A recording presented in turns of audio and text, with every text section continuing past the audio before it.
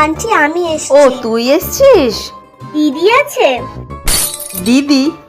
দিদি কে রে? মানে কোয়েল দিদি আছে? কোয়েল তোর দিদি কবে থেকে হলো রে? তুই ওর থেকে ছোট কবে থেকে হলি?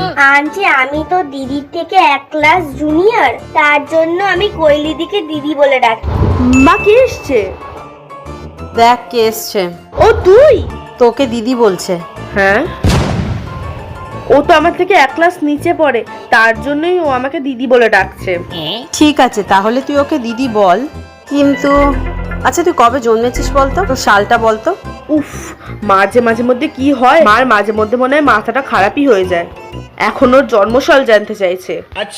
আমার জন্মানোর সাল হচ্ছে 2013। ও হয়তো 1 বছর ফেল টেল করেছে, ওই জন্য তোর থেকে নিচে পড়ে আছে। আমি আবার কবে ফেল করলাম? তোর আর ওর বয়স তো এক নয়, তুই তো ওর থেকে ছোট। ছোট?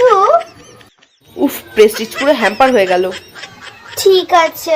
মা আমি তো 2012-তে জন্ম নিয়েছি। আরে তুই জানিস না, এখন বয়স ঠিকঠাক করে বলতে নেই।